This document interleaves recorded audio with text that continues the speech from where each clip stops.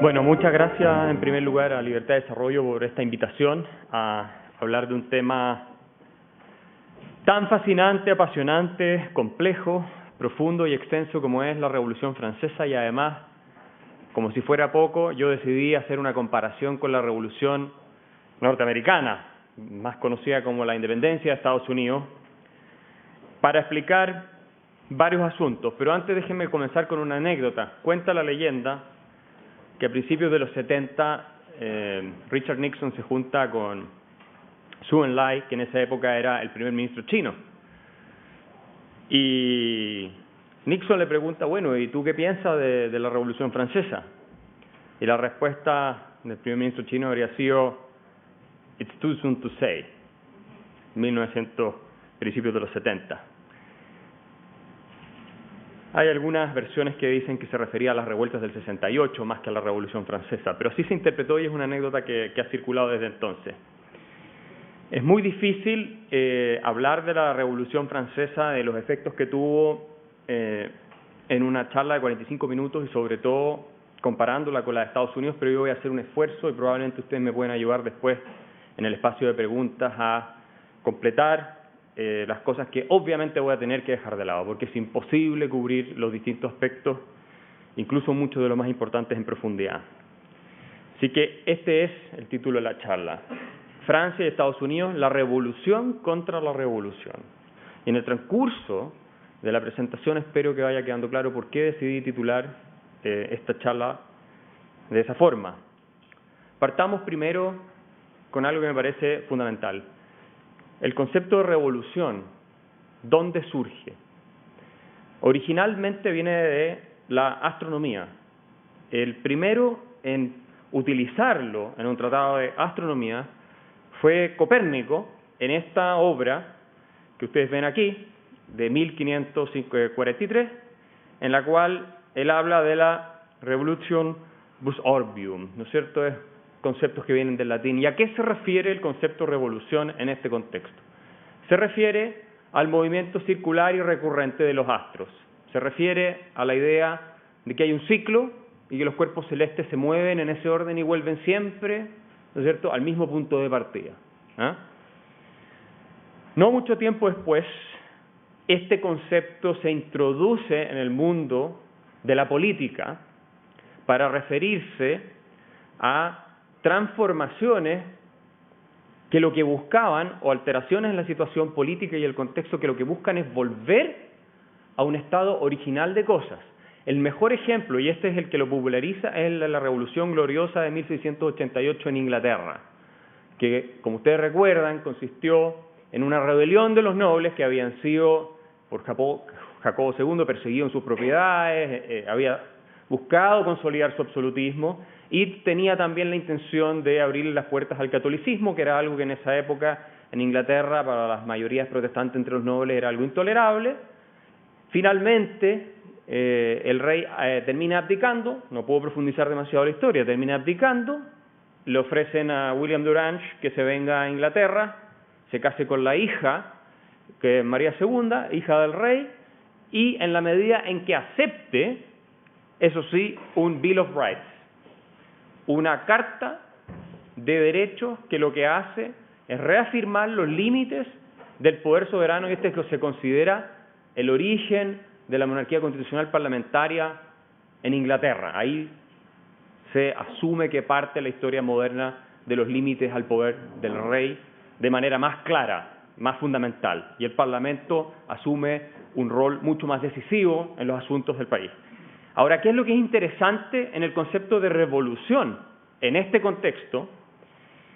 Que si ustedes se fijan, el Bill of Rights, como dice abajo, dice, hablan de en estas circunstancias, ¿no es cierto?, la gente que está reunida ahí, los nombran, examinan los mejores medios para alcanzar los fines y declaran en primer lugar, como han hecho en casos semejantes sus antepasados, para defender y asegurar sus antiguos derechos y libertades.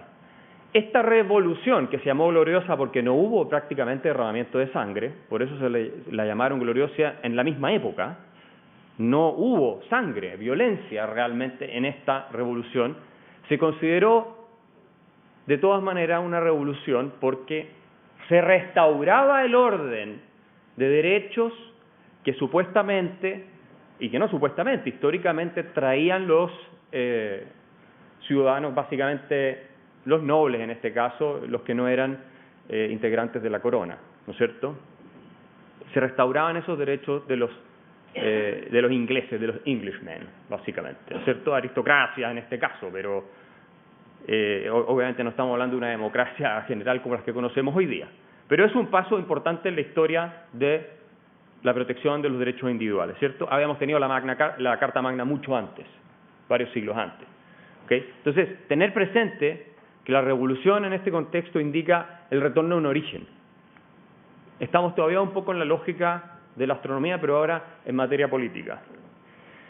La Declaración de Derechos del Hombre y el Ciudadano, que viene como producto de la Revolución Francesa en 1789 y que es inspirada, y voy a hablar de eso más adelante, en el Bill of Rights, en la Declaración de Derechos del Estado de Virginia, que fue antes que la Declaración de Derechos del Hombre y del Ciudadano en Francia, pero que fue la francesa anterior a el Bill of Rights de la Constitución norteamericana, que viene mucho después, ¿verdad? Bueno, esta también tiene en principio, y que fue inspirada por facciones liberales dentro de la Asamblea, tiene en principio menciones a un retorno, a un origen que se ha olvidado y que ha sido aplastado por el Estado francés, en especial por el rey Luis XVI en este caso, ¿cierto? Por el absolutismo francés. Y si ustedes se dan cuenta, en la declaración, esta es la apertura de la declaración, se dice que el olvido y el menosprecio de los derechos del hombre son las causas de las calamidades públicas, ¿cierto?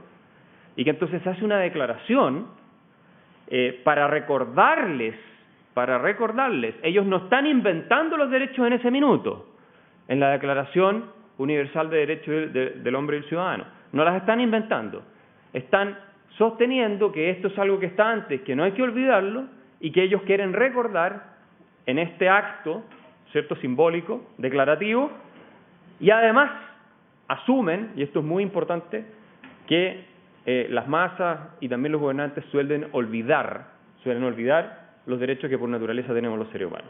¿Ok? Entonces, hay una alusión a una protección que si ustedes analizan bien cómo fue el sistema feudal, no podemos entrar. El sistema absolutista, en realidad en Francia, había más protecciones a los derechos que lo que se cree usualmente. No era un régimen totalitario, era un régimen absolutista con mucho abuso, por supuesto, pero no era un régimen totalitario, nada comparable con lo que se conoció después. ¿Cómo llegaron a esto? ¿Cierto? En la Revolución Francesa. ¿Cómo se llegó a esto? Es lo que voy a intentar explicar ahora, y luego voy a hacer una reflexión un poco más detenida sobre la Revolución Americana. ¿Qué tiene que ver la guillotina con los derechos del hombre y el ciudadano? Es una pregunta bastante justa, ¿no? El contexto histórico es fundamental para entender lo que ocurrió. Francia se encontraba sumida en una crisis económica gigantesca. La Guerra de los 7 Años, que fue en tiempos anteriores a Luis XVI, de 1756 a 1763, y que fue una de las varias guerras en las que estuvo Francia durante el siglo XVIII, había generado, aparte de una derrota para Francia, ¿no es cierto?, Luis XV se fue humillado y derrotado, tremendos costos económicos y financieros que tenían siempre al Estado francés en angustia económica. Durante décadas el Estado francés estuvo viendo cómo cumplir las deudas y no llegar a quebrar, básicamente. Entonces, este es un problema que es clave porque piensen ustedes que el servicio de la deuda, aquí está el dato, el servicio de la deuda que tenía acumulada Francia implicaba el 60% de los ingresos por impuestos. Era un Estado totalmente quebrado. Esa es la verdad de las cosas. Sin embargo, en 1778, Luis XVI decide ayudar a los norteamericanos pensando en vengar, ¿no es cierto?, y aprovechar económicamente las ventajas que le podría traer derrotar a Inglaterra en la guerra de independencia con Estados Unidos. Francia se compromete con 2.000 millones de libras, que era la moneda de la época en Francia, para apoyar a Estados Unidos, no teniendo realmente el dinero para hacerlo, ¿sí?, a punta de deuda. De hecho, hay muchos historiadores que dicen que Estados Unidos quebró a Francia. terminó por quebrar a Francia. Entonces, esto, un Estado quebrado, con una sociedad en la cual el trabajador promedio gastaba el 50% de su ingreso en pan, que era el alimento fundamental de la época, de la gran mayoría. El 50% del ingreso era el promedio. Esos 2.000 millones, para que se hagan una idea, algunos lo sitúan en menos de 2.000 millones, eso es lo que se comprometió, se gastaron 1.200 millones, habría alcanzado para alimentar durante un año a 7 millones de franceses de la época. La población también creció durante ese siglo, de 20 a 26 millones. Hubo un crecimiento que fue importante y los recursos seguían siendo muy escasos. Bueno, entonces tenemos este contexto en el cual, además de la crisis financiera de Francia, tocan las peores tormentas, el peor invierno y clima casi en los últimos 100 años. Y destruyen completamente las cosechas del año 1788. Y el gasto en pan de los franceses sube a un promedio, dependiendo de la ocupación, lo vamos a ver, pero algunos hablan de un promedio de 88% para poder comer pan, que era el mínimo para poder subsistir de su ingreso, ¿ya? Todo esto en un contexto en que la recaudación sigue cayendo por las malas cosechas y tenemos un poco más adelante un default del Estado francés en su deuda a corto plazo, que esto es muy relevante. Aquí tienen ustedes un gráfico de lo que significaba como porcentaje del ingreso en la época el gasto en pan de los trabajadores parisinos según ocupación, ¿ya? Y ustedes pueden ver que en algunos casos, dependiendo del precio del pan, llega a, según ahí está el salario, ¿cierto? El salario diario, o los ingresos diarios, y el costo llega a 80, 67, 50%. Los que menos pagaban o los que menos les afectaba esto eran los que se dedicaban al trabajo con monedas metálicas, plata, hacer joyas y cosas así. Pero el resto estaba completamente desesperado. En realidad, lo que tenemos en Francia es una situación de miseria de la gran masa de la población, de una miseria que es catastrófica, de gente que realmente está al borde de morirse de hambre. Esa es la verdad. ¿Ah? Y es en ese contexto en el que se le atribuye a la reina María Antonieta, de Austria, esposa de Luis XVI, haber dicho, aquí la ven ustedes, una imagen de la época, con ese peinado. Ella usaba estos peinados impresionantes, que se pasaban horas haciéndole los peinados en el palacio y se colgaba barquitos y se colgaba hasta jarras, digamos, cosas con fruta encima. Era una cosa increíble. Horas se pasaban haciéndole estos peinados que eran verdaderas obras de arquitectura. Los peluqueros de hoy estarían envidiosos con cómo lograban en esa época hacer estas cosas. Y esta es una caricatura de ella. Era una mujer muy detestada por el pueblo francés, entre otras cosas, porque se demoró más de 6 años en darle un heredero a Luis XVI. Cosa que no era culpa de ella, porque Luis XVI no quería consumar el matrimonio. Y no quería consumar el matrimonio porque él tenía una pequeña deformidad que hacía que la situación de intimidad fuera extremadamente dolorosa para él. Y recién cuando acepta someterse a una pequeña intervención quirúrgica, puede tener hijos. Y corren todo tipo de memes de la época, pornográficos horribles. Yo no traje ninguno porque nunca más me iban a invitar a Libertad de Desarrollo. Pero de esa época, de que la reina era una promiscua, que se metía con cualquier otro menos con el rey, cosas así. Y aparte hablaba mal del rey y se ponía en cuestión su potencia viril, su capacidad de liderazgo. Había un montón de cosas asociadas a todo esto, ¿no es cierto? Y era conocida como Lady Deficit por la cantidad que gastaba. Madame Deficit. Madame Deficit, ese era el sobrenombre que le pusieron. Tenía una serie de gastos, gastaba mucho en joyas, en ropa, en cosas así. Ahora, piensen ustedes que esta era una niña que llegó a Versalles con 14 años. O sea, era muy chico. Luis XVI cuando asume tenía 21 años. Y él mismo llega a decir, que Dios nos ayude porque somos muy jóvenes para gobernar. Lo llega a decir. Entonces, no es tan simple, ¿no? Ahora, la economía norteamericana, para ir haciendo un paralelo, es una situación completamente diferente, o bastante diferente. Ustedes en Estados Unidos no encuentran los niveles de miseria que encuentran en Francia y en varias partes de Europa. No hay. Ustedes tienen pobreza en Estados Unidos, pero ese nivel de miseria abyecta que ustedes encuentran en Francia, en Estados Unidos no está, en las 13 colonias no se ve. De hecho, en 1760 la economía americana está pasando por un buen momento, después viene una desaceleración, ¿no? Se acaba, cuando después de la Guerra de los 7 años empiezan a retirarse las tropas de los gastos de las fuerzas británicas que están ahí mismo instaladas y todo eso, empieza a generar una desaceleración. Pero piensen ustedes que la mitad de todos los navíos ingleses comerciaban con América. Inglaterra, Gran Bretaña era la gran potencia mundial de la época.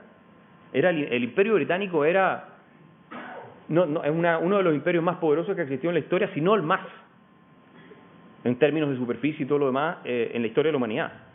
Entonces, para hacerse una idea, ¿no es cierto? Es como que la mitad de todo el comercio con Estados Unidos fuera con Chile, de Estados Unidos para acá. Imagínense. Las exportaciones se duplican en un periodo de tiempo, que ustedes lo ven ahí, del 47 al 65, los precios de granos explotan, los americanos producían, empieza a generarse mucha riqueza, empieza a aumentar la producción de granos, en fin, hay todo un auge en la calidad de vida y empiezan a importarse los lujos, cosas de lujos que antes eran imposible pensar, cubiertos de plata, cosas de ese estilo, ¿verdad? Que se empiezan a importar de Europa y de otras partes, en fin. Eso es un dato que me interesó, el tiempo de correos de Filadelfia a Boston cae a la mitad en los 50, que son indicadores de progreso, también tecnológico, y que Pensilvania se compraban 8.000 pares de zapatos al año. Para la época, esta era una población obviamente mucho menor que hoy, nada de esto era imaginable ni soñable en Francia. Entonces la situación de la economía en Estados Unidos para la época de la Revolución o de la rebelión de las colonias es muy diferente a la francesa. Y ahí yo diría que hay una primera distinción que es esencial. No es comparable la Revolución Francesa desde el punto de vista de sus motivaciones más primarias, que son las necesidades de un pueblo que no se está alimentando, con la de Estados Unidos, que tiene otro objetivo que tiene mucho más que ver con un tema también de intereses económicos, pero también fundamentalmente de principios, y por eso creo, me parece, una termina en desastre y la otra no. Bueno, aquí está el default en 1788 en Francia. Y había un consultor que había estado en los 70 con la corona, Jacques Necker, que es el hombre que se ve en la foto pequeña ahí, que era un suizo protestante que no podía ser oficialmente ministro de Finanzas porque los protestantes estaban excluidos de eso, estaba prohibido, no podían. Pero era un hombre muy popular porque una de las cosas que él planteaba era que el gobierno estaba para preocuparse de la población, de la ciudadanía, del bienestar, que no les faltara pan, que no les faltara nada, y además fue el primero en hacer una cuenta pública del balance fiscal francés. Él fue el primero en hacerlo. Entonces, en esta situación de crisis financiera desesperado, Luis XVI lo llaman de vuelta porque era popular, lo cual aliviana un tanto las pasiones. A todo esto, en Francia ustedes ya tenían los famosos Bread Riots, lo que son las revueltas estas violentas por buscar pan, que se empiezan a saquear las panaderías, entonces tú empiezas a tener esa crisis de que la gente se empieza a poner violenta. Esto ya estaba pasando, empieza un principio de anarquía, ¿ok? Y lo que hace Necker es decir, usted tiene que llamar a los estados generales. Le dice a Luis XVI que estaba muy reacio a hacerlo, hubo unos intentos anteriores del ministro de Finanzas, en particular de buscar con asambleas de notables una salida, pero todos se declararon incompetentes para resolver el problema, no les gustó las propuestas el ministro de Finanzas que proponía subir otros impuestos, aplicar un impuesto territorial parejo a todo el mundo, incluyendo a los nobles, etcétera. Entonces, al final no pudieron resolver el problema y Necker, en realidad es él, gracias a él, que se convoca a los estados generales que no se habían convocado desde 1614. ¿Ya? Y eso Luis XVI no quería, porque nadie sabía cómo se iban a comportar los estados generales. Era una cosa completamente impredecible. Y era reconocer además que estaban en un estado de crisis prácticamente terminal. ¿Ya? Los convocan, sin embargo. Luis XVI finalmente convoca a los estados generales, que como ustedes saben, eran 3 estados, ¿verdad? Esta es una imagen de la época. Tenías el tercer estado, el estado llano es el tercer estado, que constituía el 96% de la población. El clero y la nobleza. El clero y la nobleza no pagaban impuestos en Francia, prácticamente. La nobleza decía, nosotros ponemos nuestra vida cuando el rey va a la guerra, y nosotros comandamos la fuerza, las tropas y todo, por lo tanto no tenemos por qué pagar impuestos. Y el clero decía, nosotros somos los intermediarios con Dios, menos aún vamos a pagar impuestos. Entonces, peso de prácticamente todo el peso del Estado francés, que era un Estado gigantesco burocrático para la época, recaía en el tercer Estado, la gente común y corriente, ¿ya? Que era el 96% de la población. Entonces aquí empieza a tomar la Revolución Francesa un cariz de revolución social, de resentimiento, en el cual lo que se plantea es por qué nosotros, que somos la mayoría de la población, vamos a tener como Estado completo un voto igual que los otros dos, siempre nos van a poder ganar. ¿Y por qué nosotros vamos a tener que pagar los impuestos y ellos no? Entonces, el problema de los estados generales era que el tercer estado no tenía cómo imponerse porque tenía voto por estado. Entonces, los otros dos siempre iban a poder liquidar en la votación. Y se cuestiona la estructura completa de los estados generales, confirmando así el temor que tenía Luis XVI de que esta cuestión se podía salir de control. Pero no sin el apoyo de algunos nobles, que sostienen que es completamente injusto que no tengan un peso parecido en el tercer estado al que tienen ellos y el clero. La revolución a partir de aquí se convierte en una cuestión de lucha de clase. Esa es la verdad. Fueron pocos los nobles pero se empezaron a sumar cada vez más en la medida en que la presión en las calles empezaba a crecer. Esto es todo un contexto de crisis y violencia en las calles, no nos olvidemos. Todavía relativamente contenida, ¿eh? Entonces, ¿qué ocurre?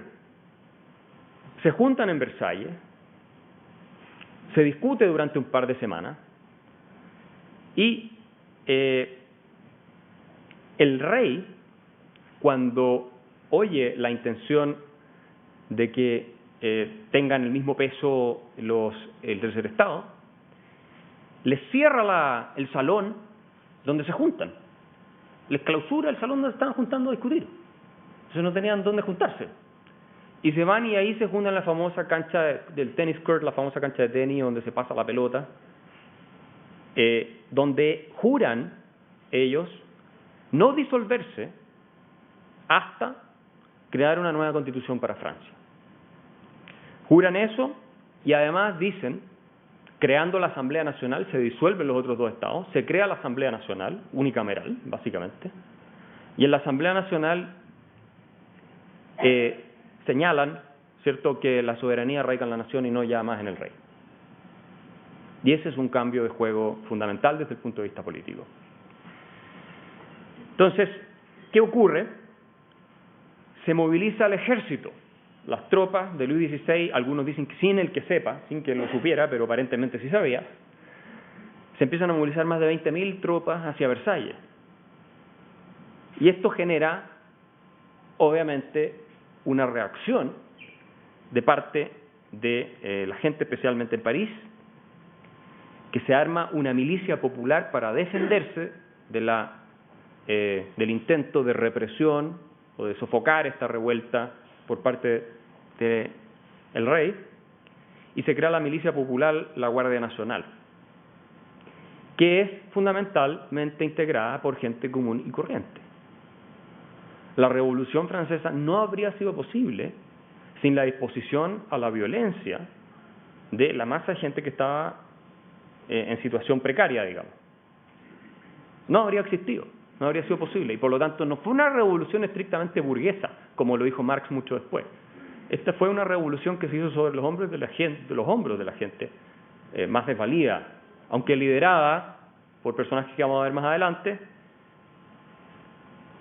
que algunos historiadores lo describen como unos simplones completamente convencidos de su superioridad moral sobre los demás.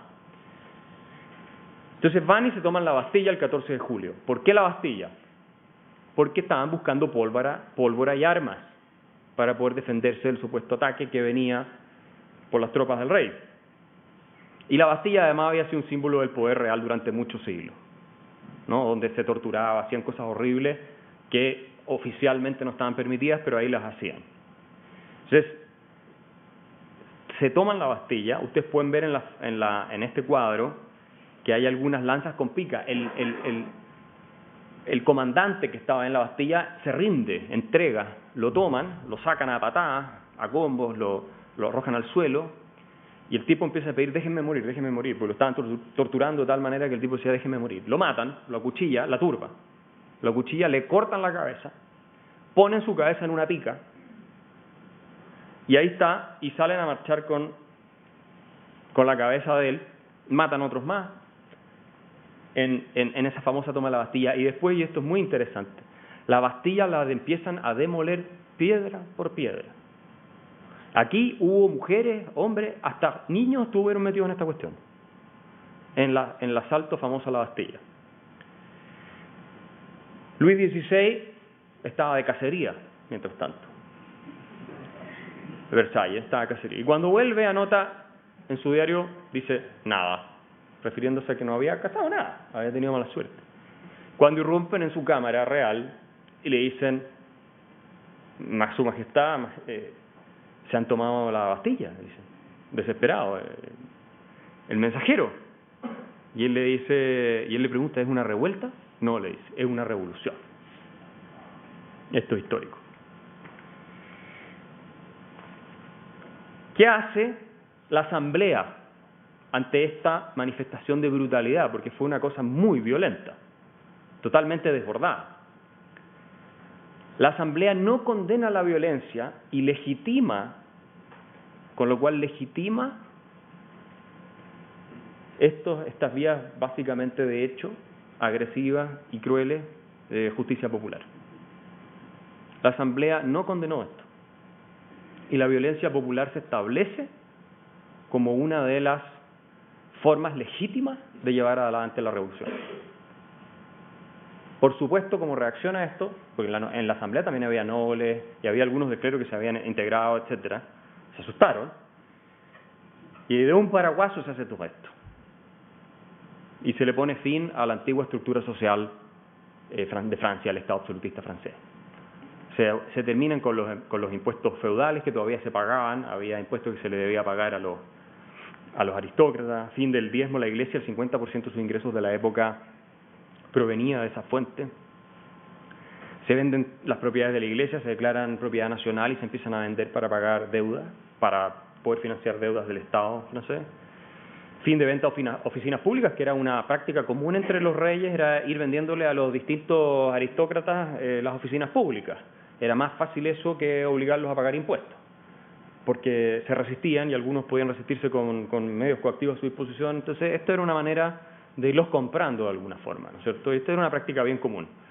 Los privilegios hereditarios, y la Asamblea se convierte en Asamblea Constituyente. Se propone darle a Francia abocarse ahora sí a la creación de una constitución. Que lo que buscaba era mantener la monarquía constitucional. Todavía no se estaba pensando seriamente, en términos generales, en eliminar la monarquía como figura, digamos, y para transitar derechamente una república. Y finalmente la Declaración de Derechos del Hombre y el Ciudadano, donde se esbozan los principios de una monarquía constitucional. ¿Qué ocurre? Que poco tiempo después hay rumores de una nueva movilización de tropas por parte de Luis XVI, que estaba en Versalles. Luis XVI no está en París. La Asamblea se va a París, pero él está en Versalles. Y esto es muy interesante.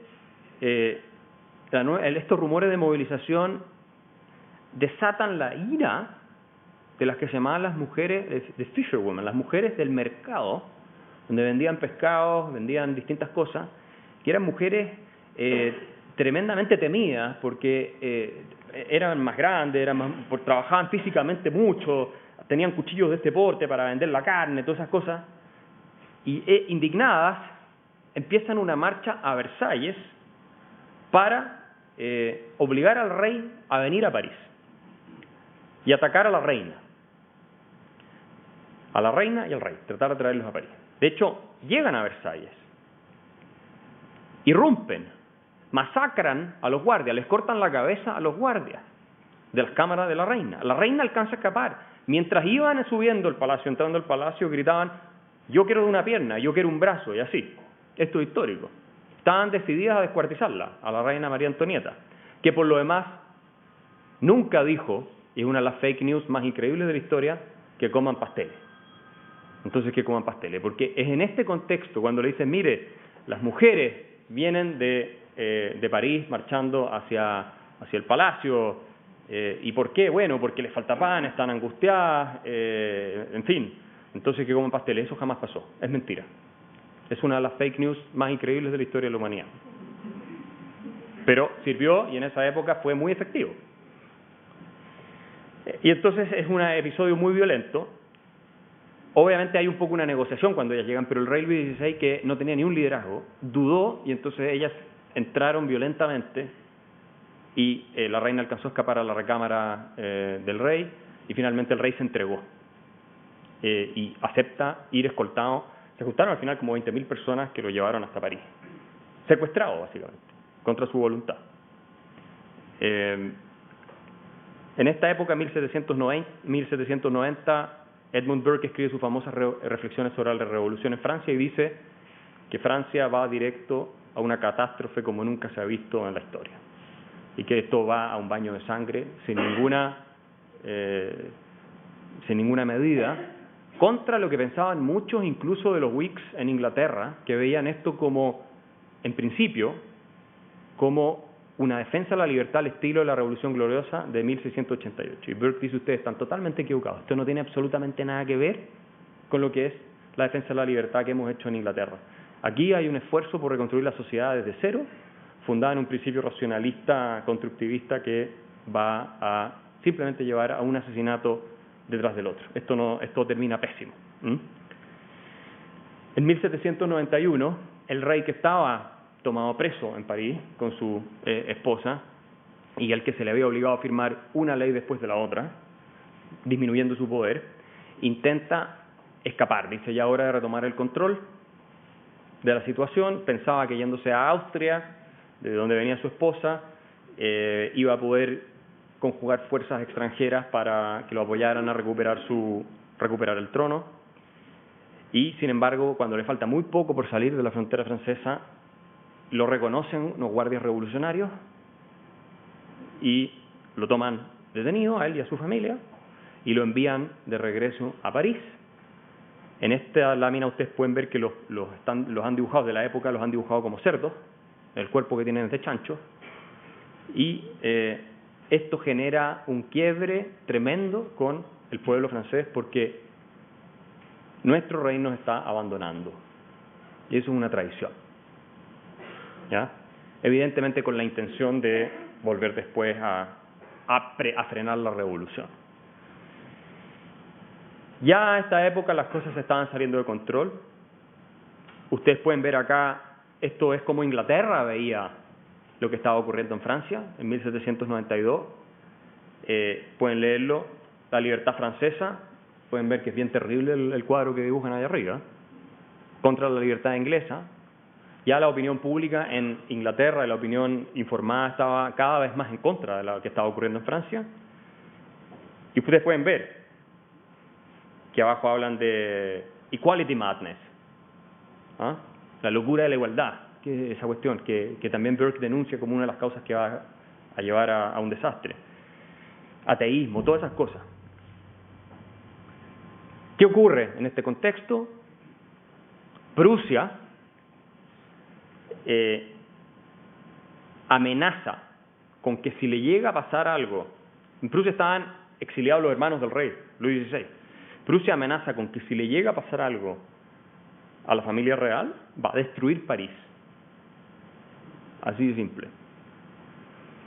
Al rey lo obligan a declarar antes la guerra a Prusia, ¿cierto? Como una guerra preventiva, porque se calculaba que iban a aprovechar toda esta convulsión para entrar a Francia. Bueno, como consecuencia de eso, la turba se mete al palacio donde estaba el rey, masacran a todos sus guardias, mueren como 800 personas ese día, masacran a toda la guardia, le cortan las cabezas. Algo tienen los franceses con cortar cabezas, es una cosa bien curiosa. La suben a picas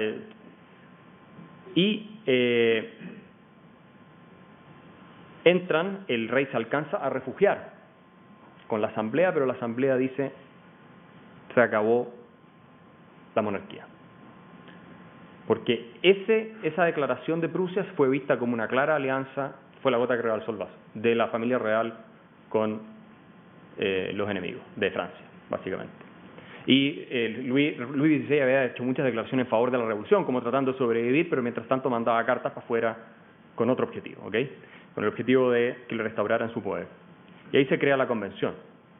Y ese es el año en que se introduce la guillotina. ¿Por qué se introduce la guillotina? Porque los revolucionarios franceses en la convención eran muy humanistas. Entonces ellos decían, bueno, tenemos que matar gente, pero matemos de una manera que sea indolora.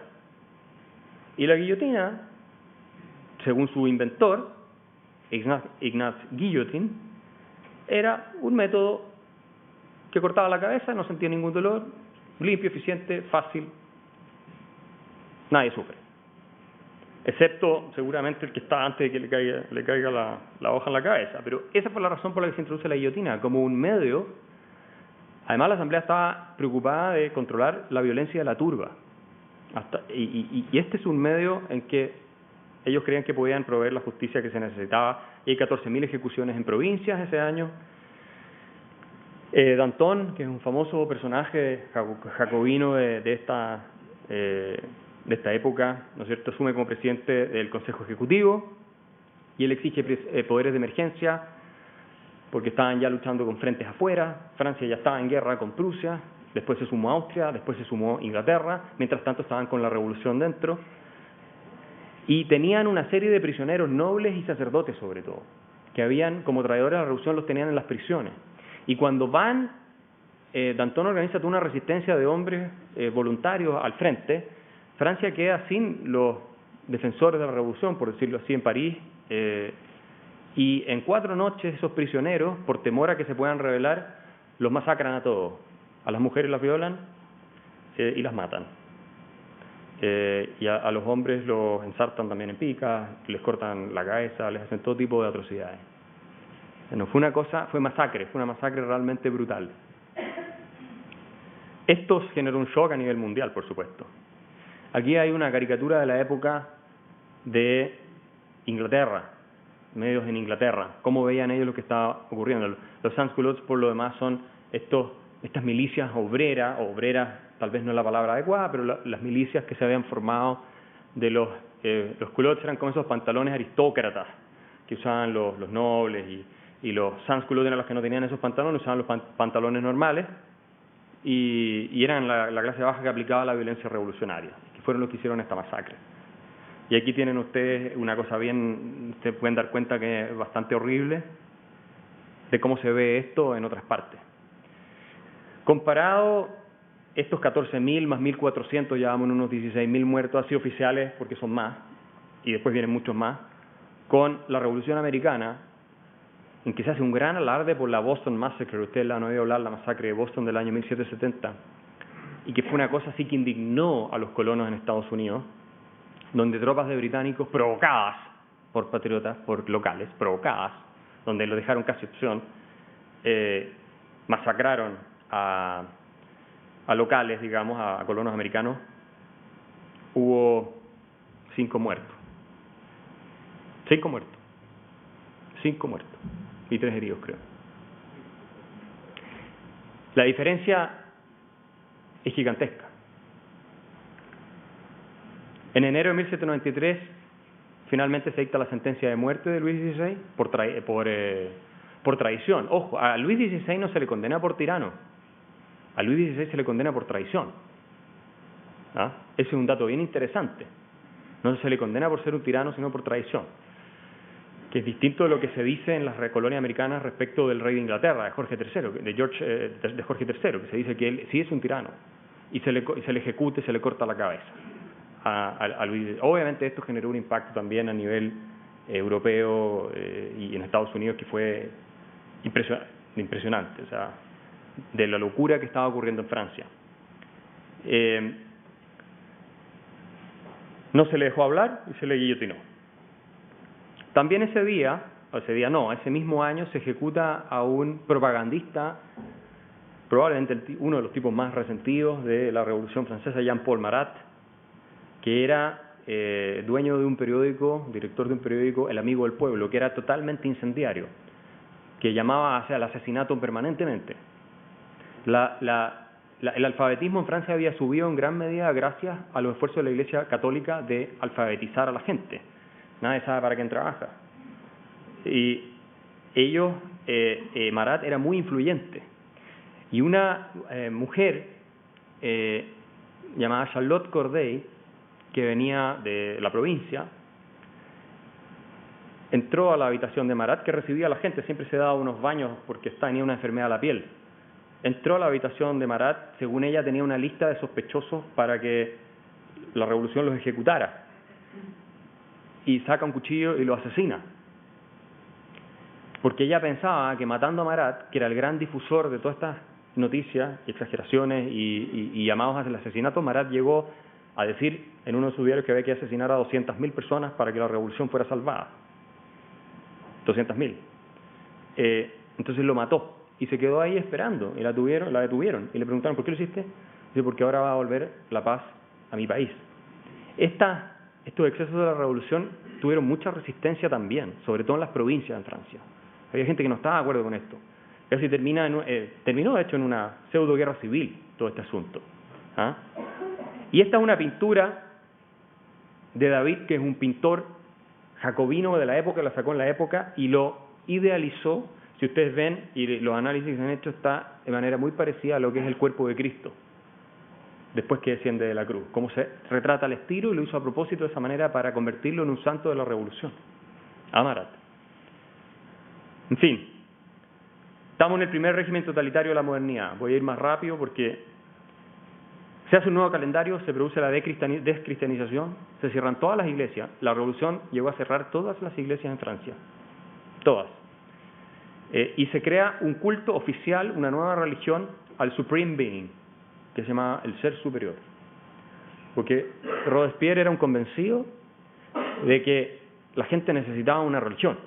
Entonces, no la cristiana, que ellos la rechazaban, pero crearon una nueva religión desde el Estado. Y el culto oficial al Supreme Being. Una cosa delirante, completamente. Se purgó a los girondinos, que eran los que abogaban por una moderación en el terror, y se empieza a producir todo el tema de la distribución de la riqueza, se crean los tribunales revolucionarios, y estás en una sociedad en la cual se empieza a perseguir no solo a las personas que se estiman contrarias a la revolución, sino a cualquiera que no sea lo suficientemente entusiasta por la revolución, va a la guillotina. Aquí hay un ejemplo de lo que hizo Robespierre, que construyó una torre de papel maché en Francia, y creó todo un coro. Esto es para hacer el culto al ser superior, el ser supremo, el ser superior que tenían inventado como el nuevo Dios. Y él desciende de esa montaña de papel maché vestido con unas túnicas blancas, como si fuera una especie de Mesías. Y mucha gente pensó en ese minuto, dentro de los mismos revolucionarios, este tipo está completamente loco. No es para menos. O sea, imagínense, crearon un calendario entero que consistía en 3 semanas de 10 días cada uno para que no existiera domingo, para que la gente no fuera a pensar en ir a rezar o ir a la iglesia. Crearon un calendario completamente nuevo donde el año 1 era el año donde partió la revolución. Y este tipo de cosas. Realmente trataron de crear la sociedad completa desde cero. Todo. María Antonieta luego es guillotinada también. La llevan en un carro de estos abiertos, como de estos para transportar papas, sacos de papas, no la llevan en un carruaje ni nada. Y le cortan la cabeza después de haberla sometido a un juicio donde se la acusó de haber tenido sexo con su hijo, lo cual era una completa mentira. Y finalmente, por traidora, también se le condena a muerte, se le guillotina. Y este es el hombre que está liderando todo esto, que es Maximiliano Robespierre. Maximiliano Robespierre tiene esta famosa frase donde él defiende el terror como sistema para cultivar la virtud en los hombres, en los seres humanos, en todas las personas. Y para defender la revolución. Los girondinos creían que el terror había cumplido su función y que cuando ya se había estabilizado el sistema, podían dejar el terror de lado. Robespierre creía que no, que para crear una república de la virtud, así lo llamó, la república de la virtud. Imagínense qué cosa más atroz. O sea, a mí cuando llegue un político que va a decirme, no, es que vamos a crear una república de la virtud de los virtuosos, salgo corriendo. Robespierre tenía esa convicción y ejecuta a Danton y a su círculo por ser demasiado moderados y verlos como traidores de la revolución. 2000 ejecuciones más en un par de semanas de ese año. Un comentarista de la época, uno de los partícipes de todo esto, Vergniaud, dijo: la revolución es como Saturno que se come a sus propios hijos. Los revolucionarios empezaron a caer bajo la guillotina como todos los demás. ¿Por qué Robespierre llegó a imponer el terror como régimen sistemático para construir la nueva república? Estaba inspirado en las ideas de Rousseau, y esa es otra gran diferencia con la revolución norteamericana. Rousseau no jugó prácticamente ningún rol en las ideas de los padres fundadores de Estados Unidos. Rousseau tenía dos ideas que fueron el fundamento del terror que se aplicó en Francia. Una, que la voluntad general es contraria al interés individual y que la voluntad general radica en el gobernante, es única y no admite contradicción. Y por lo tanto, el interés de cada individuo puede convertirse en el enemigo del interés de todos juntos. Y como tal, quien tiene a su cargo, ¿cierto?, el interés general, la voluntad general, que por definición la voluntad no es divisible, debe combatir las desviaciones y la búsqueda del interés particular que daña el interés general. Esa es una de las ideas que lleva a guillotinar a tanta gente. Y la otra es que Robespierre, a quien se conocía como el incorruptible, para él y para los revolucionarios, los jacobinos, lo más importante era que tus motivaciones fueran puras. Y tu motivación pura, el concepto de virtud tenía que ver con que tu preocupación es por los pobres. Los pobres y los no privilegiados, los sufrientes, son aquellos que la sociedad no ha corrompido, de acuerdo a la teoría de Rousseau, porque no forman parte de la sociedad, al estar tan marginados. En cambio, los aristócratas, las clases altas que están llenas de vicios, están corrompidas, y el vicio es peor que la maldad. Y de eso hay que purgar a la sociedad. La motivación intrínseca tiene que ser la pasión o la compasión por los que sufren. Eso es lo que entiende por virtud, y los que sufren, los pobres. ¿Ya? Ahora, en vista de que tú nunca puedes entender ni conocer realmente la motivación de la gente, porque lo que nosotros mostramos hacia afuera, sobre todo en el mundo político, nunca es quienes somos realmente por dentro. Se empieza a caer en una paranoia cada vez más desquiciada, en que se cree que todo el mundo es un hipócrita, y que se está haciendo un juego, incluso entre los mismos revolucionarios, que no realmente conecta sus sentimientos con los sentimientos de los que están sufriendo. Esto es mucho más complejo, yo lo podría explicar más, pero no hay tiempo. Bajo esa lógica, Robespierre empieza a ejecutar a todo el mundo, porque todos se convierten en sospechosos. Era el director, básicamente era el que gobernaba, el dictador en Francia, en ese minuto, ¿no es cierto?, el Comité of Public, el Comité de Seguridad o Salvación Pública, si lo traducen algunos. Todos eran sospechosos de hipocresía y por lo tanto de traición al concepto de virtud, y él todo el tiempo tenía que estar esforzándose por mostrar su virtud, que él era un real preocupado por los sufrientes, que era, según la teoría de Rousseau, lo que definía la naturaleza humana antes, en el estado de naturaleza, antes de la sociedad civil, nuestra capacidad de empatizar con el que sufre y que la sociedad civil corrompe. Entonces, en esta visión, por definición, los pobres son buenos y los ricos son malos. ¿Ok?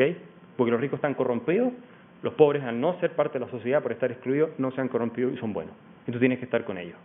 Es una revolución genuinamente marxista, esa es la verdad. Y este es el origen del marxismo moderno, y es el primer régimen totalitario de la modernidad, no cabe ninguna duda, el que ocurrió en Francia. ¿Por qué? Por la desviación, como empezó con la libertad, a los asuntos sociales, a la cuestión social, cosa que nunca existió en el caso de Estados Unidos. ¿Ok? Aquí tienen una famosa cita de Robespierre: al final todo tiene que ser socializado, los medios de producción tienen que ser socializados, solo el superávit puede quedar como algo privado. O sea, genuinamente una visión socialista en los jacobinos la que predomina. ¿Ya?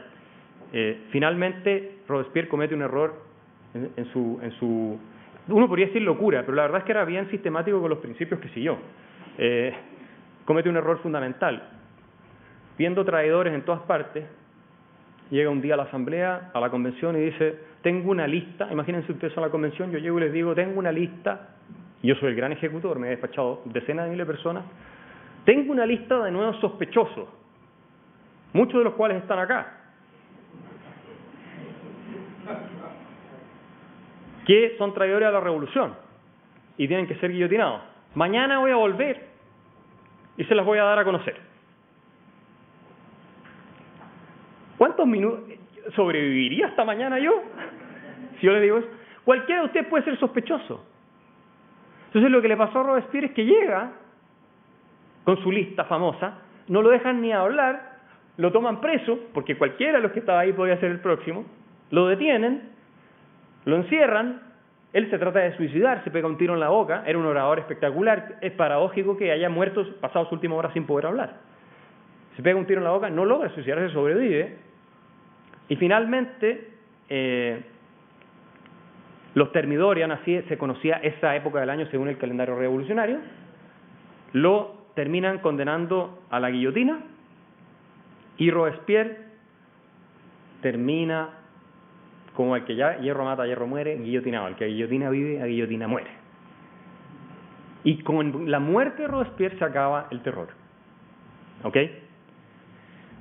Para ir cerrando, en Estados Unidos, esta filosofía, estas ideas que llevaron al régimen del terror, nunca tuvieron un arraigo profundo, por lo menos no en lo que fue su independencia de Estados Unidos.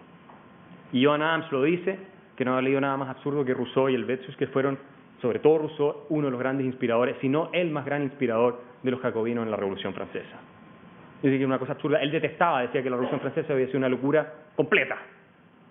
Después de lo que les he mostrado, no hay muchas dudas, ¿no es cierto?, que la Revolución Francesa no fue una cuestión de libertad, terminó en una dictadura totalitaria, criminal, como nunca se había visto en la historia. Y mucho peor que lo que fue el régimen de Luis XVI, o el absolutismo anterior.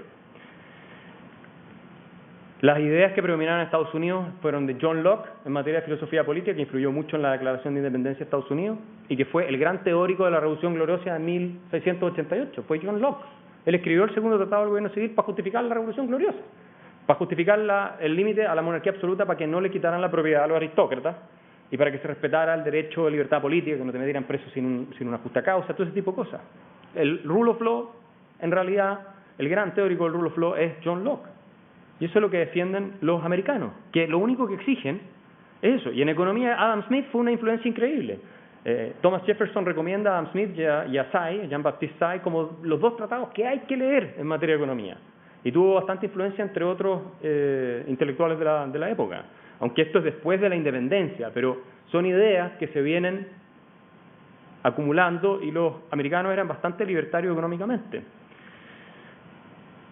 ¿Qué pasó en Estados Unidos? Bueno, fue una cosa nada que ver. En Estados Unidos no hubo cuestión social, no hubo la política de la envidia y el resentimiento, no hubo una persecución a las clases altas. Las clases altas lideraron la revolución en Estados Unidos contra la corona, a quienes veían como sus hermanos por lo demás. Y nunca, desde el origen, se intentaron independizar del rey. Lo que querían era simplemente, oye, no abuses con los impuestos que nos estás cobrando. ¿Ya? Y cuando se aprueba la Stamp Act, que le cobraba impuestos a todos los papeles utilizados en distintas cosas, hasta las cartas de juego en Estados Unidos, se juntan, se hace un pequeño congreso colonial en Estados Unidos, de gente indignada, y ustedes ven lo que dicen que es inseparable la libertad de su derecho como ingleses. Ellos están defendiendo el mismo derecho que tienen ellos allá en Inglaterra. Nosotros lo queremos tener acá. No quieren crear un orden nuevo. Lo que están diciendo, oye, no, nos estás tratando de una manera distinta.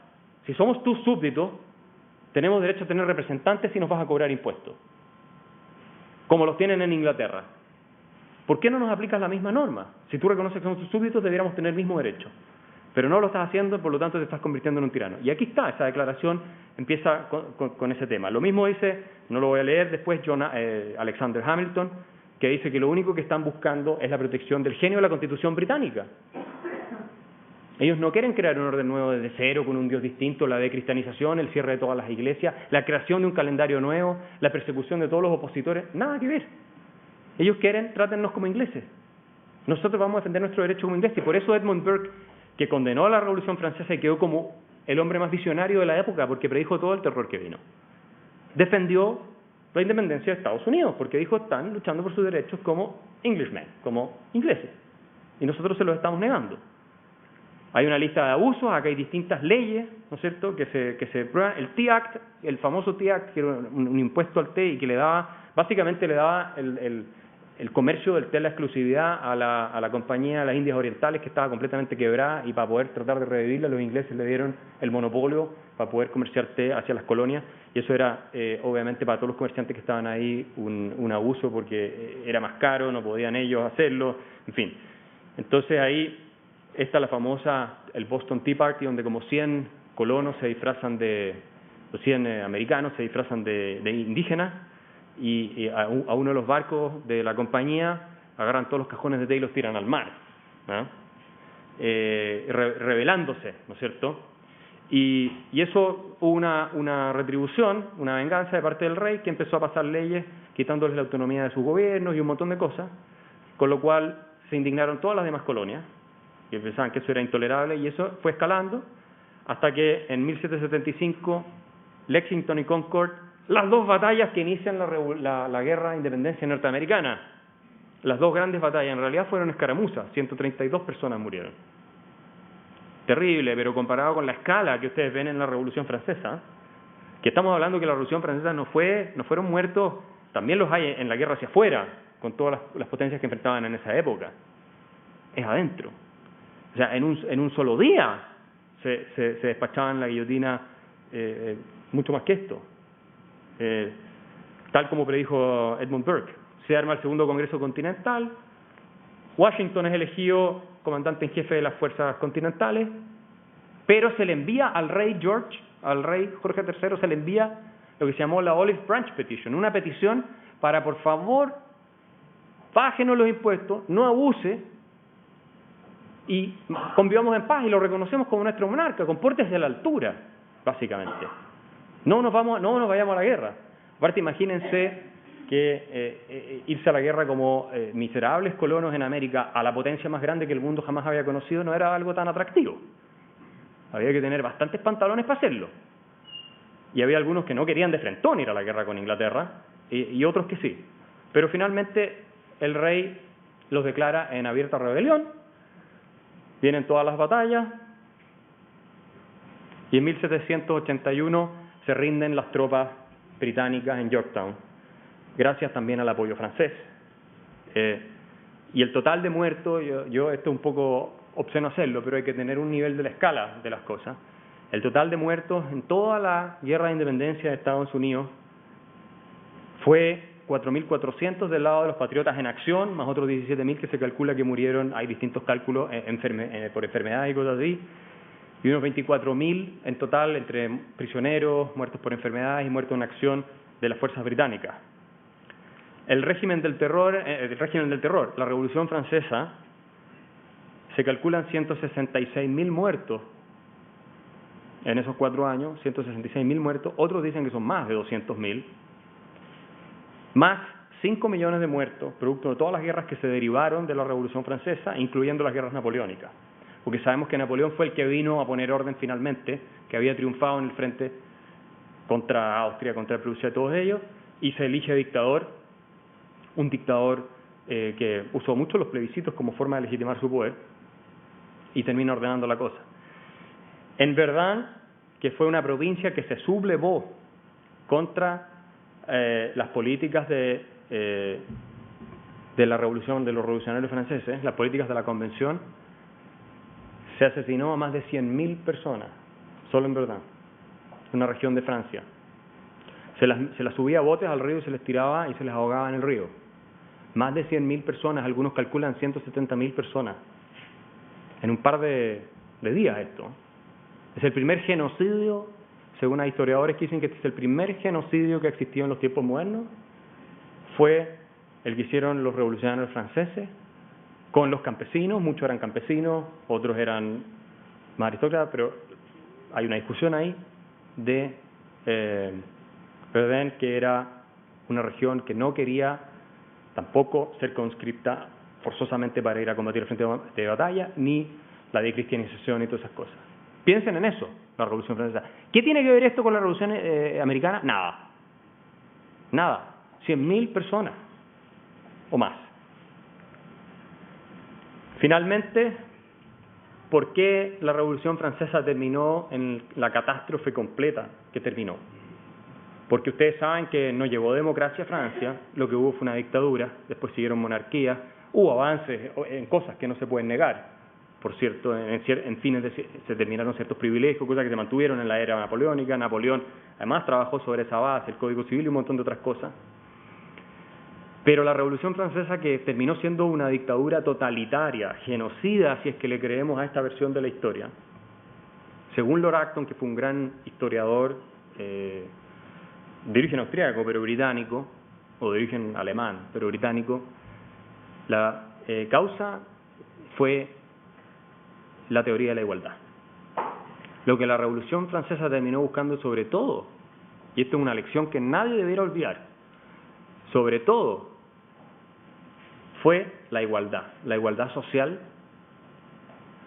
de todos los ciudadanos, y su preocupación fue el bienestar material de la gente, no la libertad. Los norteamericanos, tal vez porque no tenían la condición de miseria por la que estaban pasando las poblaciones en Francia, nunca hicieron del propósito de su revolución hacer feliz a la gente, proveerle con los bienes materiales para su subsistencia, ni mucho menos eliminar las distinciones de clase. Ahora, cuando ustedes examinan a los líderes revolucionarios, que eran extremadamente radicales, los jacobinos en especial, obviamente, eran personajes muy resentidos y llenos de odio y rabia. A veces con razón. No digamos que la monarquía se prestaba para ser muy amable. Pero esto es una lección que no nos podemos olvidar. Las teorías de la igualdad llevan a sus extremos y a sus lógicas consecuencias, como esta. Me refiero a la igualdad radical, planteada de esta manera, solo pueden conducir al terror. Y las revoluciones marxistas son directas herederas de esta tradición y sin ninguna excepción, todas terminaron en el terror. Muchas gracias.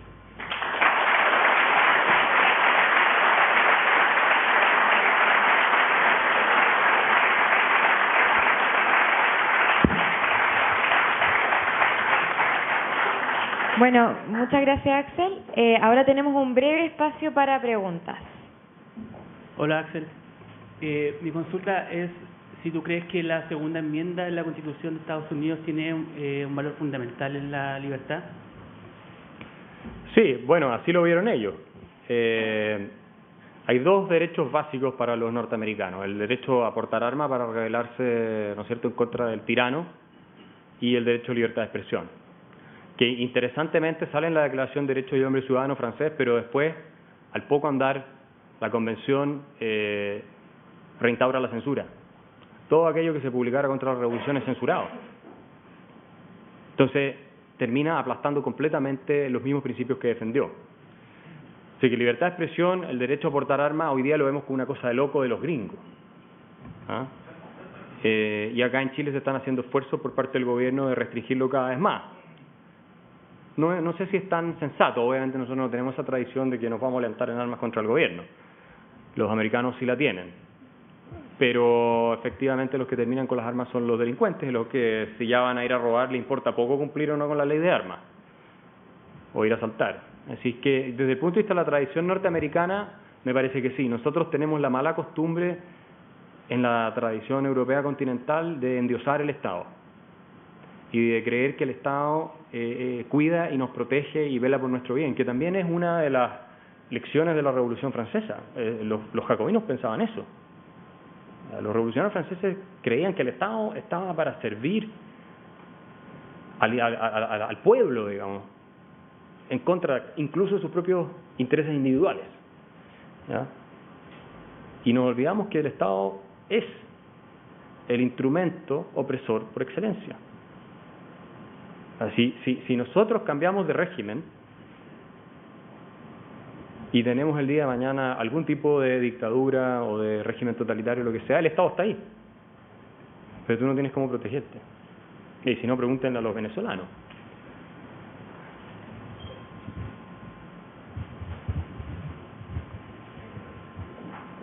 ¿Aló? ¿Axel?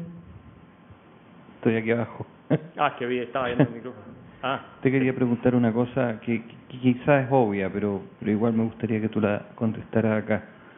¿A qué crees tú que se debe que la izquierda latinoamericana tome tanto de la Revolución Francesa y tan poco de los ideales norteamericanos? Bueno, esa pregunta es fundamental. Tú sabes que Alberdi, Juan Bautista Alberdi, en el siglo XIX, le atribuía el fracaso de América Latina comparado con, aunque en esa época no era tan claro, ¿cierto?, con la prosperidad norteamericana que él veía, a la influencia francesa. Y especialmente hablaba de Rousseau. Rousseau además tiene la teoría del buen salvaje, la teoría de que los seres humanos, obviamente en estado de naturaleza, no somos corruptos, y que antes de que la civilización exista, cuando vivimos en estado de Dios muy primitivos, somos por naturaleza buenos, incapaces de hacer daño, de la envidia y cosas por el estilo. Algo que también antes que él habló y escribió Montaigne. Y esa tradición de que en América Latina, y era algo que se creía, Charles Dickens escribe en contra de esto, de hecho, acá nos marcó mucho. Hay que leer el libro de Carlos Rangel, del buen salvaje al buen revolucionario. Y esa idea de que nosotros hemos sido destituidos de nuestra pureza por la invasión de la civilización occidental en América Latina tuvo distintas manifestaciones, entre otras económicas. Incluía la teoría del desarrollo hacia adentro, las de Gunder Frank y toda esta gente que decía que éramos explotados por las potencias de afuera y por lo tanto teníamos que cerrar la economía y todas esas cosas. Hemos sido siempre las víctimas desde ese punto de vista. Y la intelectualidad latinoamericana es mucho más, ha sido muchísimo más influida por la tradición francesa que por la tradición anglosajona. Muchísimo más. De hecho, si ustedes entran a la Stanford Encyclopedia of Philosophy y buscan Latin American Philosophy, van a ver que la enciclopedia explica que no hay ninguna región del mundo que tenga más influencia de las visiones marxistas en filosofía que la América Latina. Y la visión marxista es una directa heredera de la tradición jacobina de Rousseau, y eso está muy estudiado. Entonces, es una lástima, porque nos habría ido mucho mejor si no creyéramos en la idea de la voluntad general y que el Estado está para cuidarnos a todos. Y cuando nos empezamos a alejar de ahí, Chile es un buen ejemplo, aunque en el siglo XIX teníamos un francés que era más bien liberal, era seguidor de Tocqueville y no de los revolucionarios, Courcelles-Senuil, no fue bastante bien comparado con otros. Y cuando nos alejamos de eso y volvemos a la idea de que el Estado tiene que ser gigantesco, redistribuir y cuidarnos a todos de todo, tienes Argentina. La respuesta puede ser más sofisticada, pero para mí esa es una de las razones centrales por las que nosotros nos ha costado tanto avanzar. También hay que decir que el abuso de las élites ayuda, y históricamente ha ayudado en estos países, a que una filosofía de la revancha y el resentimiento tenga bastante llegada. Y por eso es tan importante tener mercados abiertos y competitivos donde las élites se oxigenen y sean móviles. Haya gente que sube y gente que baja, de acuerdo a sus talentos, a su esfuerzo y a su mérito. No una cosa cerrada donde los que están arriba, porque eso en algún minuto termina explotando.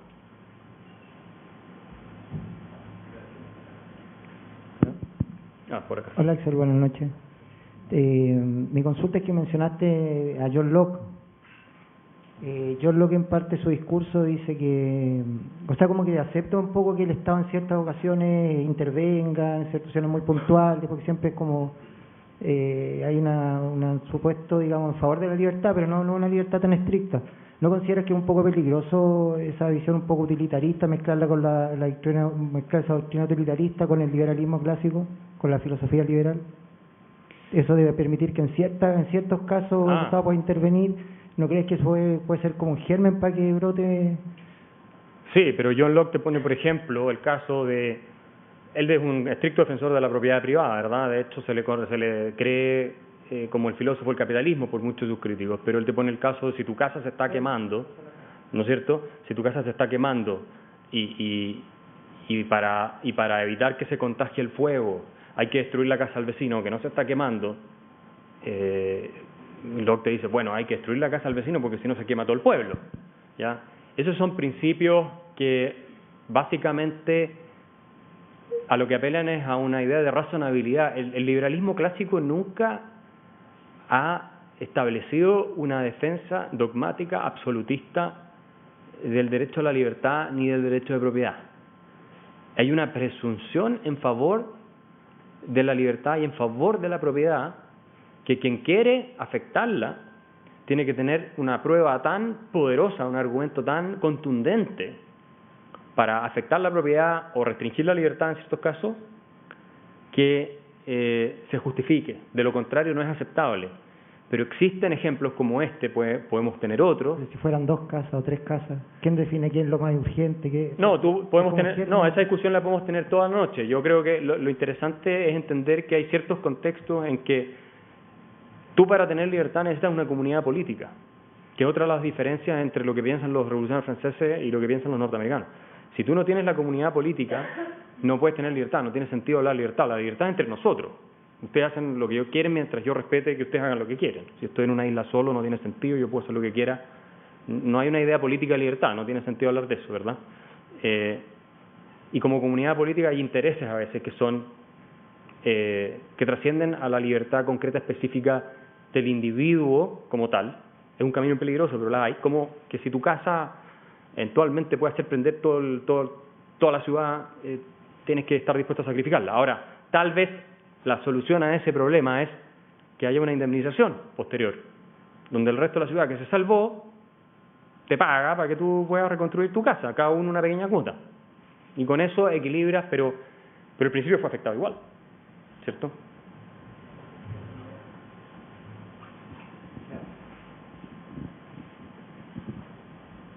¿Quién tiene el micrófono? Ah.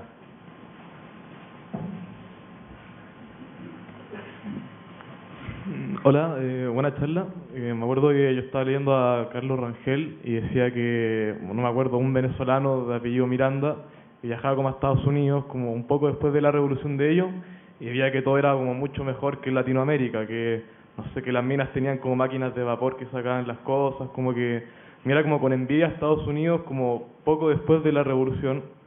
Y como que el día 1 que Estados Unidos ya era mejor, como ya era mejor que Latinoamérica en sí, que se llegó más por la Revolución Francesa. Y después como antes también había leído a Galeano de las venas abiertas de Latinoamérica, que dice que su victoria de que Estados Unidos es mejor que Latinoamérica es como, eso causó nuestro fracaso, o sea, somos como subdesarrollados por culpa de ellos. Sí. Cuando en verdad como el día 1 ya eran mejores que nosotros, como en base también al libro de Galeano que... O sea, en el libro de la mentira populista, también lo criticáis y todo, como aprovechar de preguntarte qué opinas de Galeano, que igual hace poco renegó su propio libro, o si en verdad nuestro fracaso se debe a su victoria, como en base a eso, que es como muy típico de Latinoamérica, del imperialismo y todo.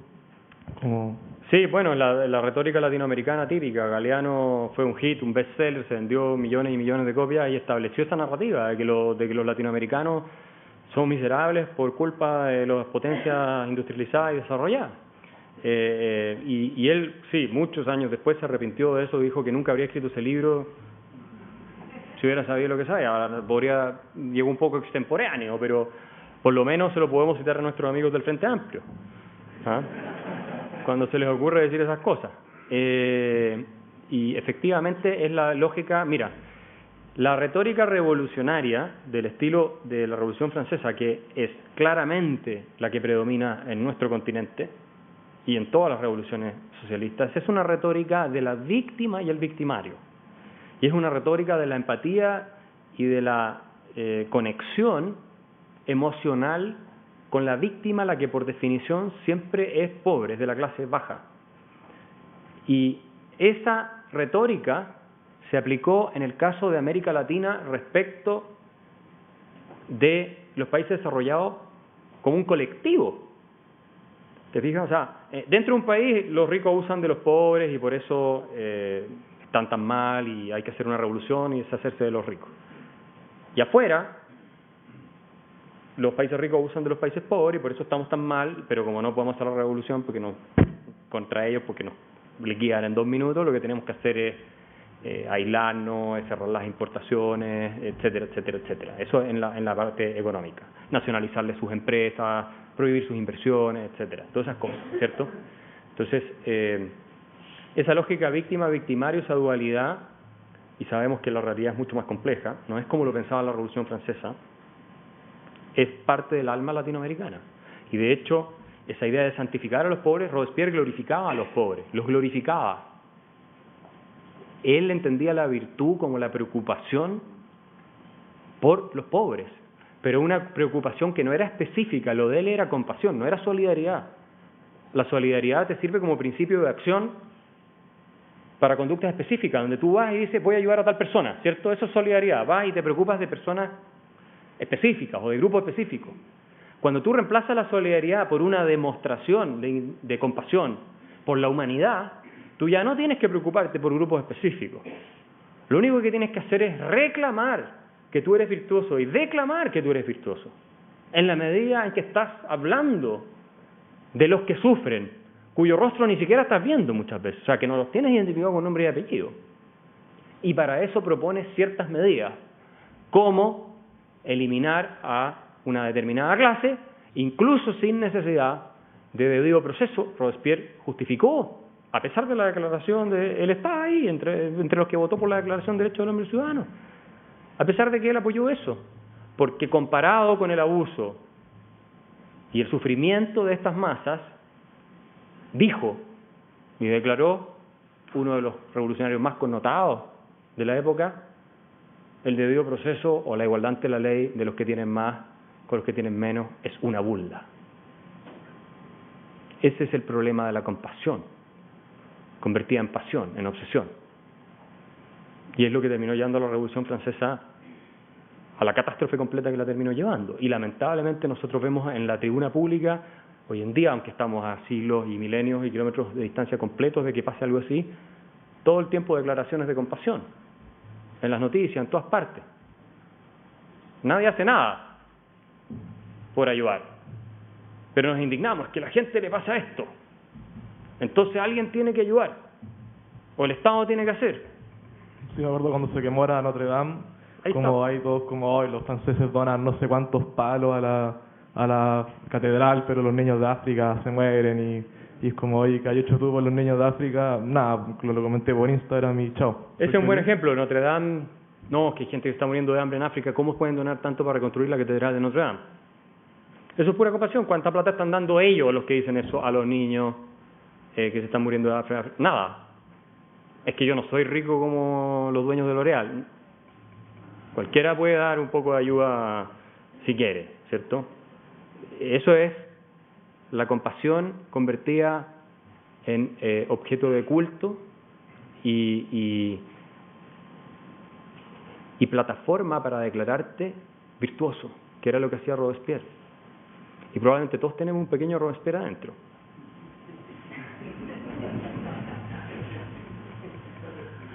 Hola Axel, te agradezco la charla y quería consultar un poco relacionado con lo mismo que estábamos hablando recién.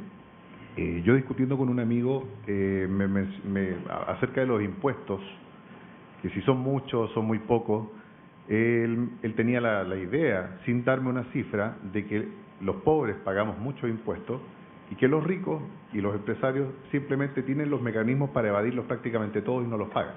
Esa es como la idea que está instalada.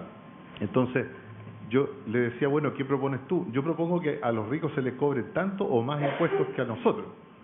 O sea, su afán igualitario no era por el lado de no pagar él, sino que era por el lado de que el otro también pague más. Entonces, cuando veíamos el tema de la Revolución Francesa y del Estado que pagaba impuestos, el clero no lo hacía y los demás, yo no sé si tú me puedes dar tu apreciación. Nosotros tendremos un gen que nos lleva a pensar que tenemos que siempre, quizás no sacarnos el grillete ni la cadena, sino que entregarle el grillete a otro también para no sentirme tan mal. O sea... Bueno, tú sabes que en su libro sobre la envidia, el sociólogo alemán Helmut Schrock dijo que el envidioso cree que si él tiene una pierna quebrada y se la quiebra al vecino, él va a caminar mejor. La envidia y el resentimiento fueron sin ninguna duda, más allá del contexto que les expliqué, el motor de la Revolución Francesa. Y fue una revancha en contra de las élites. ¿Ok? En el caso chileno, no es muy distinto a lo que pasa en muchas partes. Los seres humanos tenemos envidia, somos envidiosos. Es parte de la naturaleza humana. Cuando la política de la envidia se instala y se ejerce de manera sistemática, esa envidia puede terminar saliendo de control. Y en el peor de los casos termina con la Revolución Francesa, con lo que pasó con el régimen del terror. En los casos no tan dramáticos termina tal vez con un país arruinado, como en Argentina o en otras partes. En el caso chileno habría que ver bien los números del porcentaje total de recaudación de impuestos del gobierno, cómo es la distribución de los quintiles, en el sentido del aporte. Yo tengo la impresión de que la gran parte de lo que recauda el fisco, claramente es el caso en el impuesto a la renta, pero en IVA, no en proporción al ingreso de las personas, sino como recaudación total, viene de el quintil de mayor ingreso o el decil de mayor ingreso. Yo creo eso. ¿Ah? Entonces, acá hay varios economistas que tal vez pueden darte una respuesta técnica más fina en ese sentido. Yo, por lo menos, he buscado y hablado con varios. Denme una idea de cómo es la recaudación, quién la paga, quién está pagando los 70.000 millones de dólares que se gasta el fisco hoy día en términos de nivel social, de nivel de ingreso. De 10 deciles, ¿quién la está pagando? ¿Cuánto paga quién? Yo estoy seguro que la carga más pesada se la llevan los primeros, los de ingresos más altos. Bastante seguro, no tengo los números, digamos, y de hecho nosotros en la Fundación para el Progreso estamos haciendo un estudio sobre ese tema ahora, que espero que esté disponible, pero yo creo que a todos hay que bajarle los impuestos, a todos. ¿Sabes por qué? Hay un tema de principio involucrado, pero además nuestro Estado es tremendamente ineficiente y gasta más la plata. Entonces, para seguir pasando la plata a un Estado que la despilfarra, que la gasta, que tiene pésimos efectos en el sentido de lo que se espera, es como tener un motor que está quemando aceite y decir que la solución es seguir echando el aceite. Pero para los políticos es más fácil decir, no, que hay que sacar más impuestos. Y ahora nos van a poner impuestos al Spotify, al Netflix y a todas esas cosas. Ahí sí, hay otros argumentos que para emparejar la cancha, pero es lo de la teoría de la pierna quebrada. Como le quebramos la pierna a eso, ahora quebremos la pierna a esto, para que emparejemos la cancha. Así que yo creo que lo que debiéramos hacer todos es pedir que sean menos impuestos y que el Estado controle sus gastos de manera más eficiente. Que plata tiene y viene de nuestro bolsillo.